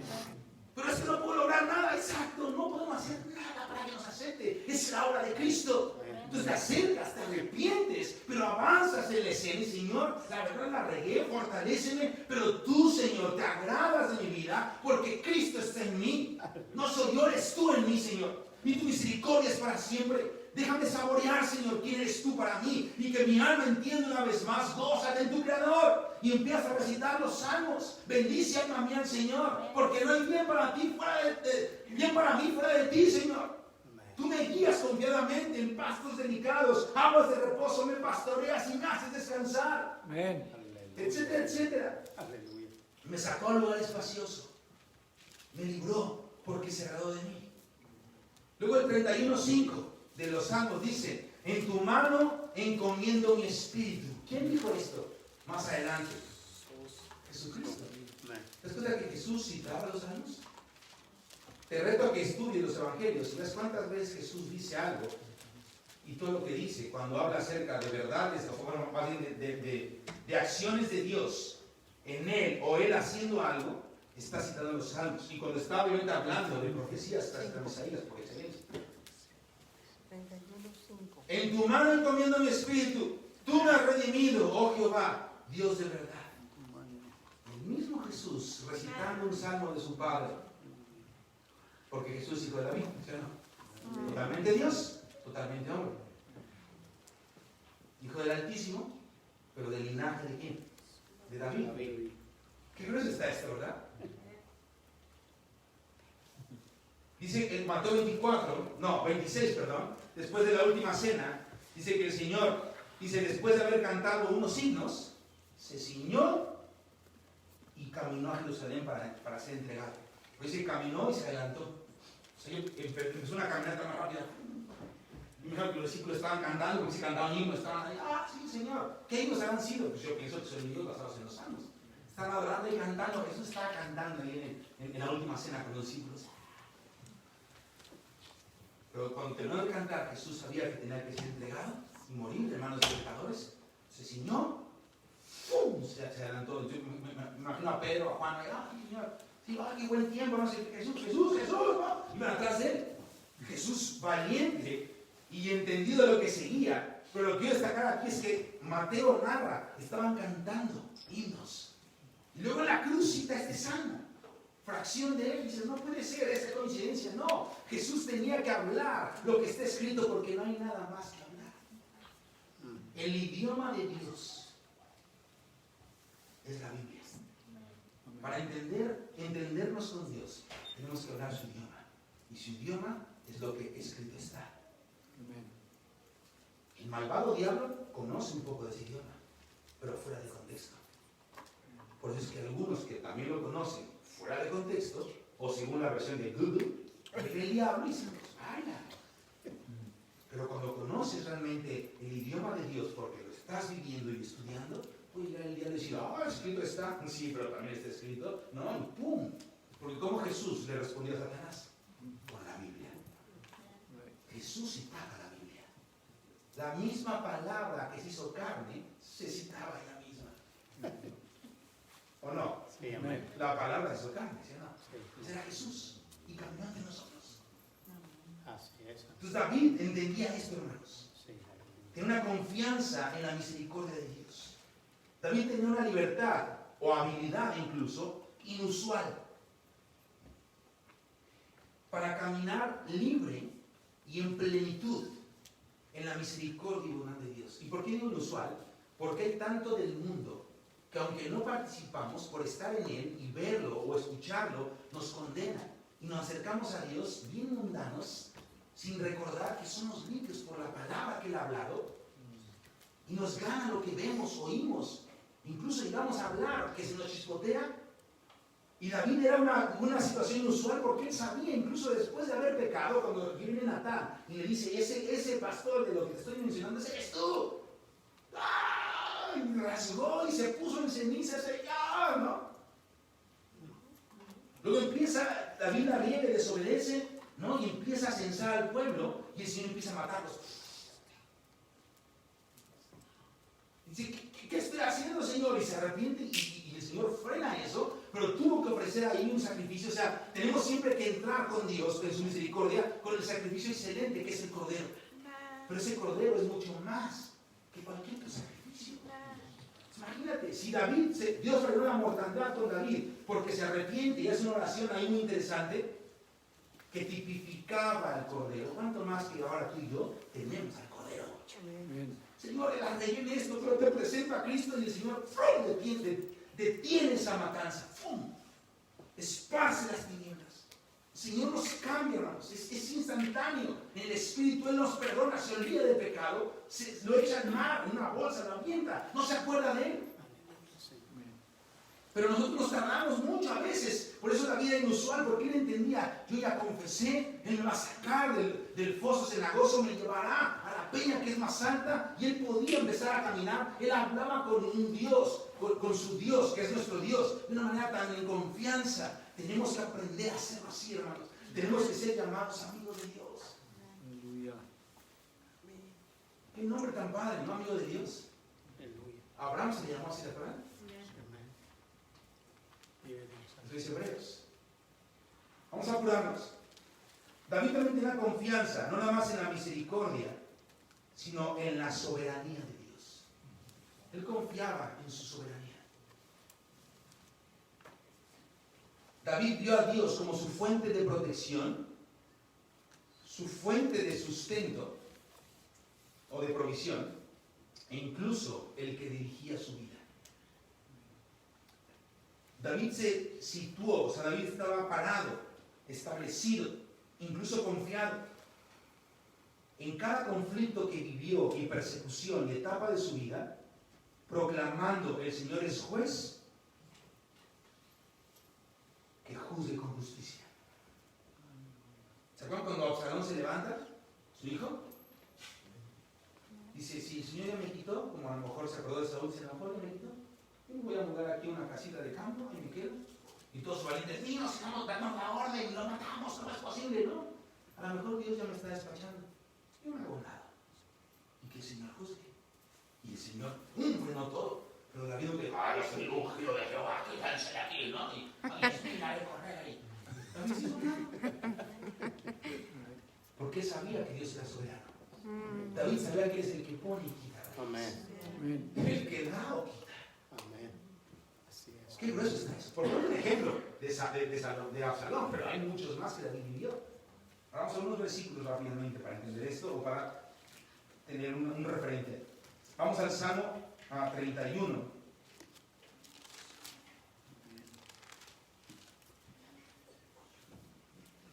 Perdón, 24:12.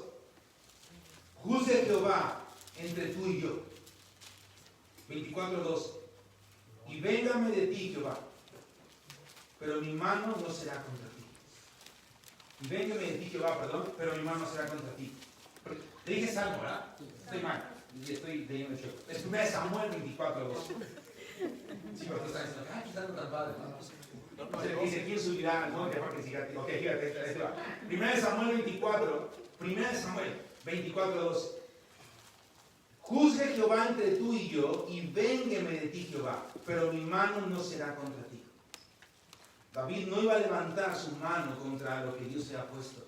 Aunque Dios le había reprobado, que es el caso de Saúl, David está esperando que Dios quitara a Saúl. Y David le dijo a Samuel: yo voy a aniquilar a Saúl. Dios le dijo a Samuel: yo soy el que va a matar a Saúl.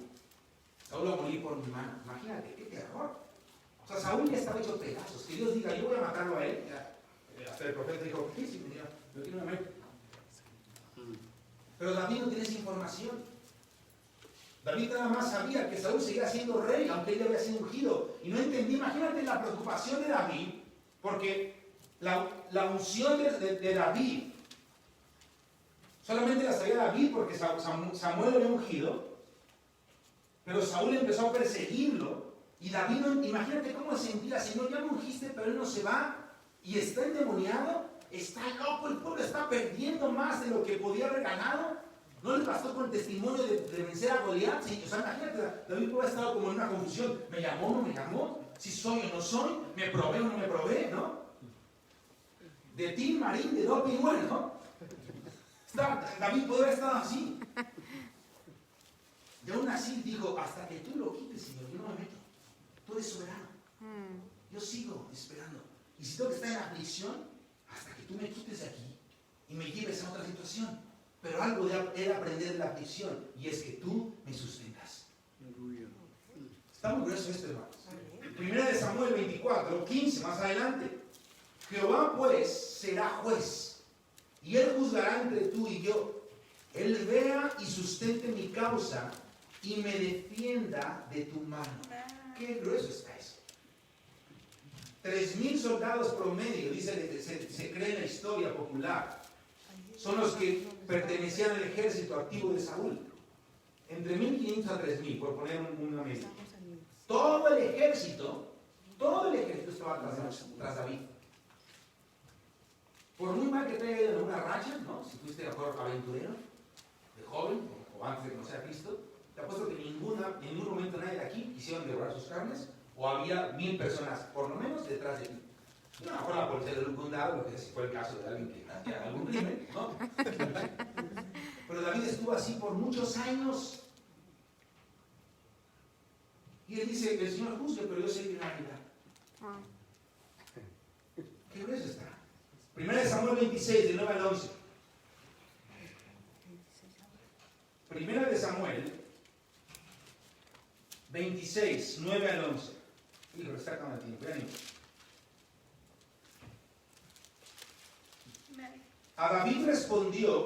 Y David respondió a Abisai: no debates, porque ¿quién extenderá su mano contra el ungido de Jehová y será inocente? Por eso aguas, hermanos, con caer en el jueguito de politizarse. yo voto por esto porque es el ungido de Jehová para Estados Unidos. No. El ungido es Cristo. Yo voto por esto porque si empiezan a hablar de eso, mira, tú vas así como que, y te vas. No entres en esas charlas.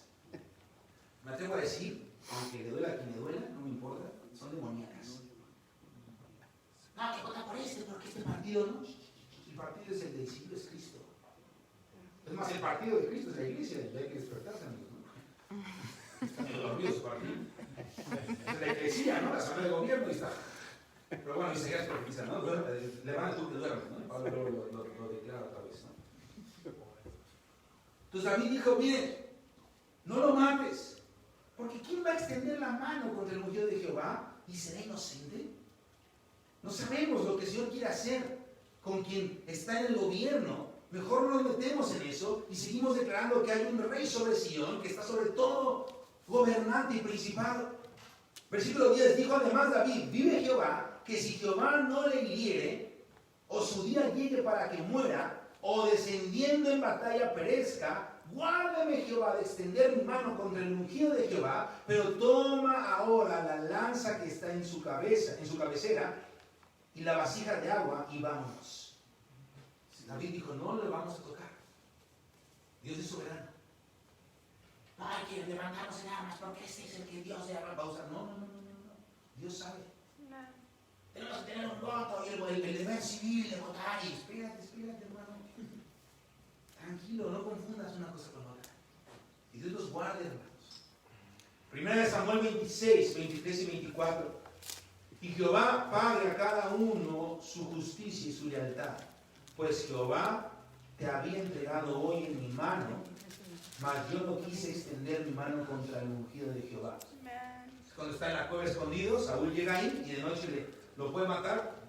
Capítulos atrás dice, no lo vamos a tocar, pero toma su lanza, esto, y luego le corta un cacho, ¡pum! Y se lo encuentra y dice, mira, te puedo haber matado, pero no lo voy a hacer. Y he aquí, como tu vida ha sido estimada, preciosa hoy a mis ojos, así sea mi vida en los ojos de Jehová y me libre de toda aflicción. Entonces David confiaba en la soberanía de Dios. Ahora David tenía, vamos a ir más rápido para avanzar un poquito más, ya se acabó el tiempo, pero David también tenía una profunda intención por obedecer a Dios. Él realmente deseaba obedecer al Señor. Él tiene una resolución de obedecer al Señor. En su debilidad él recibe de parte de Dios el poder del Espíritu, de parte de Dios la fuerza para poder impulsar a David a regresar siempre a una obediencia radical. Hermano, cuando tú pecas y la riegas, no nomás es llegar y decir, me arrepiento y ya, hay que confesar y si es necesario, de acuerdo a lo que se cometió, si no fue de pensamiento, si no fue de acción, ir a la luz delante de Dios, como dice Juan, dice que tengamos comunión los unos con los otros, ¿no? Estamos en la luz y la sangre de Cristo nos limpiará de todo pecado. Si tenemos comunión los unos con los otros, entonces la sangre de Jesús nos puede limpiar. Hay pecados que ameritan que tenemos que ir con un hermano y decir, ¿sabes qué? La regué en esto entre mi hermano que está mayor en la fe y que se me ha puesto como coyuntura en el cuerpo. Oye, ¿sabes qué? La regué, no más lo pensé, ya lo hice. Ten a bien exponer tu maldad a la luz. Amén. Para que la sangre de Cristo pueda limpiar. Entonces fíjense qué grueso, porque con la sangre de Cristo limpia nuestros pecados y la palabra, que es el agua que nos lava la mente y nuestro cuerpo de cualquier acción sucia y todo esto. Por eso cuando pensamos algo, vete a la palabra, para que tu mente sea limpiada. Hay que confiar todo pecadito, no es en los católicos, no. Tú ve a la presencia de Dios y lo que pensaste, llénate 3 veces la palabra. Aleluya. Pero si lo hiciste con un hermano, porque quizás, bueno, no quizás, según la Biblia, eso ya es muerte. Y según Judas, tenemos que arrebatar a unos del infierno, de las llamas de fuego. ¿Cómo puedo ser arrebatado de mi error? Ve con un hermano, ponte a la luz delante de Dios, está en cobertura, ponte en unidad y la sangre de Cristo, ¡pum!, se encarga de lo demás. Por eso que luego hay luchas en las que no podemos. ¿Sabes que no puedo? ¿Por qué no viene, hermano? Ya se despegó de aquí, ya no viene. Hace un mes que no lo veo. No, estamos bien, hermano. Pues es que el tiempo, ¿no? Está medio cínico. Ah, es que el trabajo, ¿no? Pero ya hay algo que hicimos. Estamos en muerte. No, pero soy salvo, sí, pero soy salvo que está en muerte. ¿Qué puedo hacer? Ve con un hermano. Oye, la regué en esto. Tenemos que tener tener esa intención profunda de obedecer al Señor, porque cuando obedecemos como está escrito, ahí te va. Después de que confiesas, tienes que pedir al Señor, Señor, empodérame, que tu Espíritu me empuje a caminar en dirección opuesta al pecado. Yo creo que nos falta como creyentes entender esto. Por eso es que pedimos perdón y volvemos a estar derrotados. Pedimos perdón y volvemos a fracasar. Pedimos perdón, nos arrepentimos, pero desde lados para afuera porque volvemos a pecar. Necesitamos decir, Señor, me arrepiento, estar en comunión con los hermanos para que nos ayuden. Cuidado, nos están echando el ojo. Y es Dios como guiándonos. Te estoy viendo, ¿cómo vas? No faltes, sigue leyendo, ven a reunirte, déjame discipularte. Ese es Dios en el cuerpo y llevándonos. Pero uno mismo tenemos que decirle, Señor, ya me perdonaste, lo creo, pero dame poder de tu fuerza para caminar de una manera radical en contra de lo que acabo de hacer. No quiero volver a hacerlo y solo tú puedes cambiar mi corazón. Crea en mí, oh Dios, que Corazón limpio. Si Dios no lo crea, porque se lo pedimos, no lo podemos tener. Y renueva un espíritu que recto dentro de mí. Necesitamos que el Señor cree eso. David entendía en su intención profunda por obedecer, él al obedecer sabía que solo Dios lo podía llevar a un radicalismo de obediencia inusual. Porque lee la Biblia, los pecados que David hizo se arrepintió y nunca los volvió a hacer. ¿Cuántos pecados tú y yo hacemos y volvemos a hacer? Y según el Evangelio de Juan, primero de Juan dice, el que es nacido de nuevo no practica el pecado. Y el Señor, pero eso era como de cuento. ¿Quién va a poder hacerlo? Miserable de mí, que lo que quiero hacerlo no puedo, lo que no quiero hacer eso hago. ¿Quién me librará? Bástate mi gracia. David se bastaba con la gracia de Dios. Pero en ese basta, no de que más tu gracia, que estoy en debilidad. Y en el pecado, sí te hago caso, Señor, dame chance. No.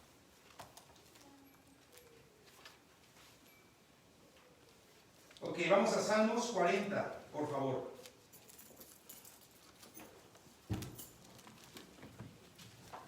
Versículo 8.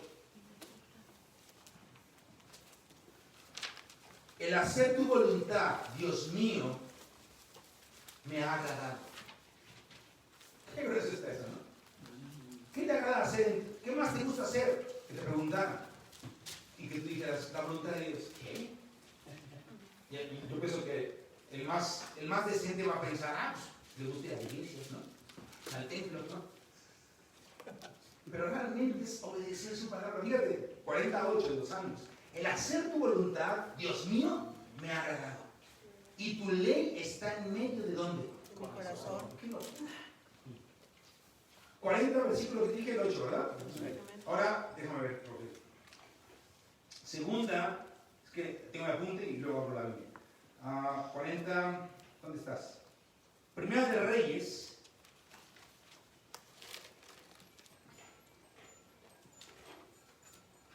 Once 34. Primera de Reyes 11, versículo 34. Dice así: pero no quitaré nada del reino de sus manos, sino que lo retendré por rey todos los días de su vida, por amor a ¿quién? Mi siervo, al cual yo elegí, y quien guardó mis ¿qué? Y mis estatutos. Aquí está hablando Dios. Por amor a David, yo voy a retener el día de hoy el reino, porque él guardó mis mandamientos y estatutos. ¿Te das cuenta que aquí estamos hablando de generaciones más adelante? A veces decimos, no, ¿por qué a mí me libraste y a los demás no? De mi generación, o de mis hermanos, o de mis primos, o de lo que sea. Porque hubo alguien que vivió como David, en Cristo Jesús. Dios se agradó de él, y como él promete visitar hasta la cuarta generación, te tocó participar de esa gracia. Y si dices, pero mira, yo soy un cristiano, yo fui el primero en hacerlo, ¿por qué me escogiste y todo esto? Porque alguien estuvo orando que un día de esa familia, o de tu papá, o de tu abuelo, bisabuelo, se levantara alguien. ¿Y qué crees? Dios escuchó y te tocó a ti. Gloria a Dios. Amén. Tú y yo somos el fruto de alguien que oró y buscó a Dios. Aleluya, Señor. Y en el milenio, anótalo, en tu lista de cosas que hacer. Busca. Señor, dime quiénes oraron por mi familia. Te vas a encontrar con gente que si no inventa. Nomás Dios va a ser gente que venció, va a estar reinando, va a tener una gloria en su vida de resurrección. Vas a decir, Señor, ¿quién es él? Esa fue la viejita que oraba todos los días por toda esa colonia, por toda esa zona. Pero Señor, cuando vivió no le tocó verla. No, ya fue como 100 años antes que tú. Pero ella dio fruto a esta, y esta otros 40, y así, hasta llegó tu generación. Con razón yo no era nadie, ni siquiera, es más, ni católico era. Pero un día me encontraste, ¿y por qué? Porque alguien pagó el precio y obedeció mis ordenanzas. Se gozaba en mi ley. Y luego otro hermano. Y nos tocó por la gracia en Cristo Jesús. Tenemos que seguir buscando para que esto que nos tocó se extienda a otros hasta que Él vuelva. Amén. Dios es un Dios de generaciones. Dios es un Dios de generaciones. Aleluya.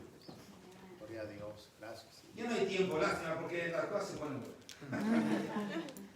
Segunda de Crónicas 7. Varón conforme a mi corazón, quien hará todo lo que yo quiero. Amén. David amaba hacer la voluntad de Dios.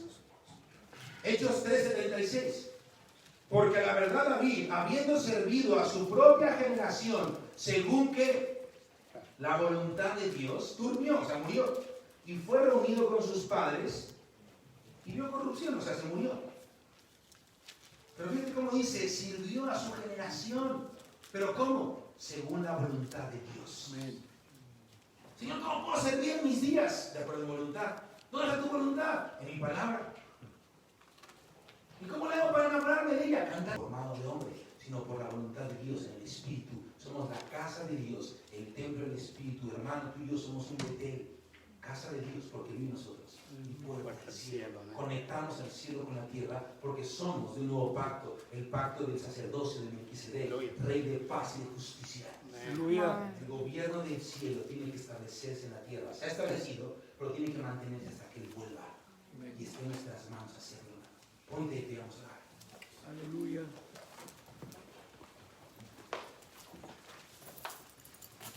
Vimos hasta el cuarto, o el número 4 de 10. David tuvo un liderazgo, un estilo de liderazgo basado en humildad y en la generosidad. Eso faltó por ver. Un liderazgo basado en la humildad y en la generosidad. David fue un guerrero celoso. Fue prudente en sus palabras. Vivió con un estilo de vida de ayuno. David recibió del Espíritu Santo y operó en el Espíritu Santo. Y por último, ya no vimos tampoco eso, fue alguien que tenía habilidad y estaba ungido en la música, en la predicación o la declaración de la palabra, en la escritura y en el cántico. Aleluya. Tú puedes decir, no, eso fue David, ¿no? Sí, pero Jesús es más que David y Jesús mora en ti y en mí. Si lo hizo con David, lo va a hacer contigo. Gracias. Aleluya. Porque es su voluntad. Solo hay que estar con un corazón que desea eso. Padre, en el nombre de Jesús pedimos tu ayuda. No somos huérfanos, Señor. No somos viudas ni huérfanos, mucho menos bastardos. Porque tú nos corriges y eso es parte de tu amor. Tú nos has desposado, nos has tomado, Señor, como tu esposa, así que no somos viudas. Y Señor, no estamos clamándole a un juez injusto, estamos clamando al juez de jueces, que eres tú, Jesucristo. Y tu nombre es la verdad y la vida. Tu nombre es justo y recto. Tu nombre es fiel y verdadero. Así que, Padre, venimos delante de ti en el nombre de Jesús, sabiendo que nos escuchas, que nos amas y que te deleitas en nosotros, porque Cristo está en nosotros. ¿Puedes decirlo, hermano? Dile, Padre, te deleitas en mí, porque Cristo está en mí. Tu